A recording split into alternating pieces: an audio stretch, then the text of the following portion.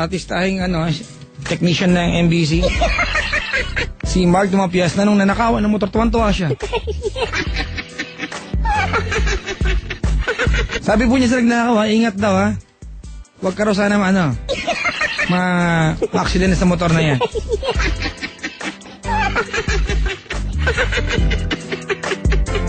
Mga kaibigan, ang daming po namin sa booth ngayon at sa mga nasa booth, bawal po magsalita gaano kasi mag-aamoy ito sino tayo.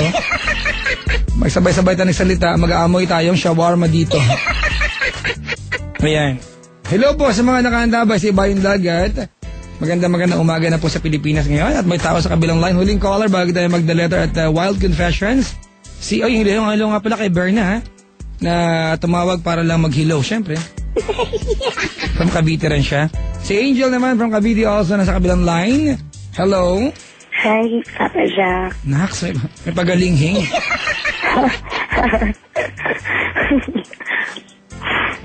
Na-attract si Mark sa'yo. Sino yan? Si Mark Dumapias. Hindi ko kilala. Ako rin eh. Hindi ko alam ba't nandito tapos tuloy ko. Kinakabahan ako, my God. Gusto mo ng massage? Ha? Halika nga dito, Papa Jack. Gusto ko rin kasi. Baka may kilala kang taga-massage. Ay, malayo dito eh. Wow, talagang pinlano eh, no? Teka lang, Mark, nakakaabot ng Cavite yung motor mo? Pupunta nga na Mark mamaya, may dala siyang plies, tsaka long nose. Alright, Angel! Ay, Papa Jack. Ayan, ilang taong ka na? 21. Arte, 20, walang T? 21. 21. Diba? Sorry, husky yung voice ko. Sorry. Ano ba nakabara dyan? Ha? Kasi galing akong bar. So, Galing kang? bar. Bar? Bar. Saan daw? Bar. Bar? Yes. Anong kinalaman ng lalamunan sa bar? Hindi, kasi sigawan kami na friends. Ganun na pala ngayon pa nag-bar ka, no? Kailangan magtitili ka. Talaga? Bad vibes ako kanina. Nakausap kita. Yun, good vibes na. Malungkot ka ba ngayong gabi? Yeah. Bakit? Ano kasi mag-go ka na? Wala ako. Ano kasi, 3 tao yung involved. 3 guys. Ano no? 3 guys. Pero yung, kasi ganito. May 3 lalaki kang gustong pag-usapan tonight. Yeah. Wow, ang ganda mo te ha? Hindi. Hindi ako maganda, promise. Alam ko naman, joke lang talaga yun. Okay. Dali. Ano kasi, yung ex ko, pwede ba magbanggit ng name? Go ahead, first name lang. Sam. Ex ko is Sam yung name. Battered girlfriend kasi ako. Ha? Masarap ang buttered chicken, ang buttered girlfriend hindi. Gano'n katagal kayo ng lalaking yan? Magto 2 years sana kami sa September. 2 years? Yep. Okay, baka kasi namamali lang tayo ng banggit dito. Nag-live-in ba kayo? Hindi. Pinakain ka ba niya? Yung mom niya. Pinsan, kumakain ako sa kanila pag ako. No. What I'm saying is, did he in any way nagbigay ng support sa'yo? Kasi, hindi ko kasi nasabi mga kaibigan na you have the license na manakit if you're providing, di ba? Para sa girlfriend mo, sa kasintahan mo, di ba? Pero, kung wala lang naman, di ba? Wala naman siya nagagawa sa buhay mo, anything, di ba? With significance for survival, and yet kaya kanyang saktan, ano ang significance sa pag-uusapan natin siya ngayon? Kasi, ganito yan eh. Actually, ako pinagbibigay ng pera. Okay. Don't laugh at me, kuku. Kasi, naghiwalay kami kasi hindi ko na kaya. Tapos, okay, when you said na battered girlfriend ka? Everyday na lang, and every fight talagang nalasaktan talaga ako, physically. Anong klaseng pananakit? Sorry pa, we have to relive the days na nangyayari to. Kasi ganito mga kaibigan ang totoo niyan, nag-away kayo magkasintahan. Pag ginawa kang kanila lalaki sa magkabilang braso mo, magkakapasa ka talaga. Alright, pero hindi ka sinasaktan. Napahinto ka lang. Iba yung sinasapok, di ba? Kasi you have to understand, technical po ito ha. You have to understand yung force ng lalaki. Hindi tamang manakit ng girl at any cost, mga kaibigan, ha? Hindi tamang manakit ng girl, di ba? Pero may magkakataon kasi na pag sinabihan ka ng lalaki na stop talking, you don't stop, hindi kaya makipagdaldalan ng lalaki. Girls, di ba? Ang weapon nyo, dila nyo, ang lalaki, ang weapon nila. Ang weapon ng lalaki, di ba? Ay aming mga muscles, ha? Tama, yun ang weapon namin. Teka lang, ha? Hello? Angel? Papaliwanag ko lang to, ha? Opo. Kasi mga kaibigan, ganito, ano? May mga pagkakataon kasi na sometimes girl would ask this, alam mo yon, yung mapagbuhatan sila ng kamay, di ba? Minsan sa'yo galing yung idea na masaktan kaya. Wag mo lang hayaan palapalagian. Alright? Na nagiging cause ka. Papaliwanag ko mga kaibigan, ganito, ano? Ang babae, you are emotionally stronger than us. Mas matapang ang babae emotionally, mga kaibigan. Alright?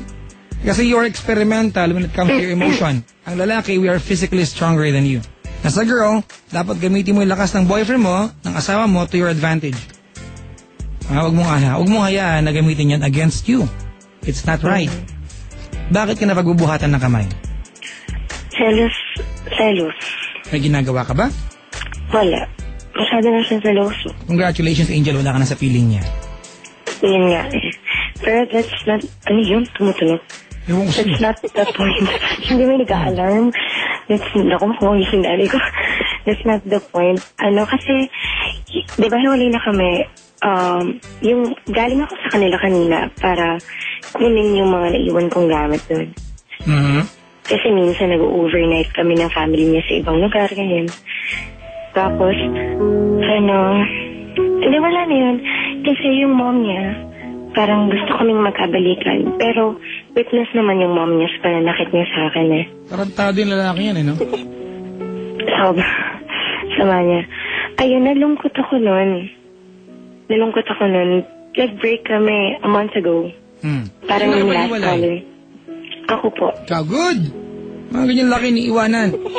Pero makikipagbalikan sana ako. Kailan?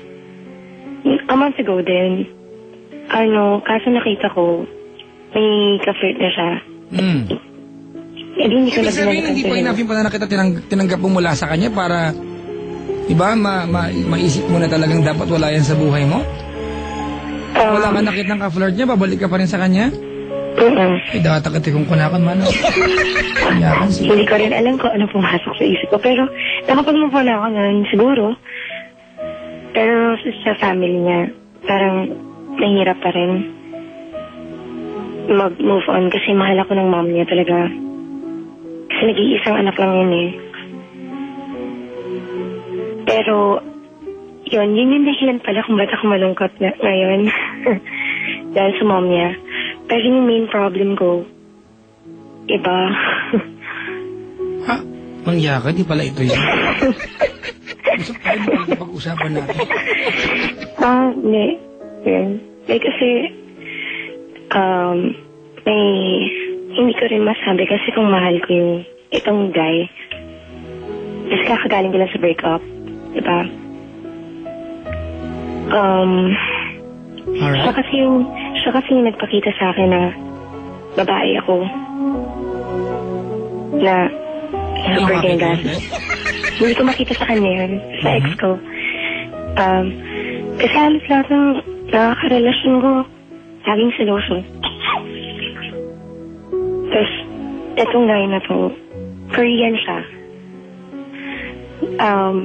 Kagasan niya ako, super alaga niya sa akin. Grabe siya mag-alaga, sobrang sweet. Pero... Gano'ng katagal na kayo niyan? Ng Korean? Itong bago mo? Hindi kami. 1 month dating. Hindi kayo? Hindi kami. Wow. Na-date lang kami. Ano ang included sa date ninyo? Ano yung included sa date ninyo? What do you guys do when you go out? Dinner. Minsan, minam kami kasama yung Korean friends niya. And? Tapos, yung itong mga nakaraang linggo, hindi ko alam kasi parang nahihirapan ako, sobrang selosa din niya. May friend ako na guys, pati friends niya, pinagsaselosan niya, kinakausap ko lang, nakikipag-kompetensya na siya. Sa ganun. Pero wala naman kami relasyon. Tapos, siya, parang ako wala akong karapatan magsabi na magtanong sa kanya natin na. Pero siya tanong, hindi ko alam, nalilito ko. Okay, let me stop you for a while. Kasi hindi na nagtutugma yung kwento mo. Diba? Tinanong kita kung boyfriend mo, sa mo dating, pero may karapatan magselos. Yun nga rin diba ang gulo? Do you guys kiss? Yes. Ay, tanga. Ano meron ka nagpapahali ka ng walang relasyon?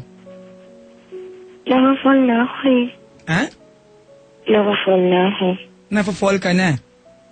Nahulog na ata. Before ka ma-fall, nakipaghalikan ka na? Before the commitment? No. Wala kaming commitment. Yun nga yung masakit. Before the commitment. Sorry mga kaibigan I think yung kissing, holding hands, doing stuff na basta yung prom. Diba? Yung mga ganyan, yung intimate moments na yan, ginagawa yan sa taong may commitment ka. Ingay naman. Hello? Ano yun? Yung orasan namin. Wow, siya! Alauna na raw, sabi ng orasan. Ika lang. Kapansilid lang ako. Ayun. Tapos, wag gulo talaga papadala ako if you just know. Kasi ganito, diba, sabi niya kasi, ayaw niyang magkaroon ng Filipina girlfriend. Kasi, natatakot siya na baka ma-end lang yung relationship dahil sa misunderstanding like that. Hello. Tapos, nahihirapan ako. Hindi ko na siya maintindihan. Korean Hindi yun. Siyempre, di ba? May English naman siya. Chagya ka na. Tapos, may guy na dumating sa buhay ko. Ulit. Landi ko. Oo nga, landi mo. Ayun, sweet niya, soba. Madaling na kasi ako ma-fall. Alam mo, hindi ka madaling ma-fall. Alam mo bakit? Kasi naghiwalay kayo nung, alam mo yun, yung, mga kaibigan ganito, Angelina, kaya, nakikinig ka kasi, kasi lang kasi ako sa kwento mo, ina-analyze ko. Kung bakit ka nagagawang saktan nung nauna, yung una pinag-usapan natin. Alright? At I'm trying to connect the dots, di ba, na nakipag-date ka sa Korean and now you're going out with someone. Pero di ba, ang issue, nagiging seloso itong mga lalaki when they're around you. Tama? Yung guy na yung pangatlo, siya, nakilala ko lang sa common friend. Bali magka-text lang kami, hindi naman kami lumalabas. Pero, inamin niya, gusto niya ako. Sobrang sweet niya. Ayun, kaya parang... Paano naman siya naging sweet sa text lang, ganun? Oo, panay tawag, panay yung pag... Alam mo, Angel, hindi ka madaling ma-fall. Sorry. Hindi ka madaling ma-fall. Nagkataon lang na you are just so vulnerable right now na kahit sinong lalaki lumapit sa'yo, okay sa'yo. Kasi galing ka sa isang tragic na relasyon. Di ba, hindi ka madaling ma-fall. Vulnerable ka lang masyado ngayon. On the other hand, gusto kong magtanong, how are you, Angel, as a girl? Are you flirty? Not really. That's a yes. That's a yes. Tama, mali. Tahimik naman ako. Okay, baka may nakasubo sa'yo. Tatanong kita ulit, malandi ka ba? Oo, malandi ako. O kaya nagiselos yung ating boyfriend mo. Pero kapag... I'm not saying na tama yung ginawa niyang pananakit sa'yo, ha?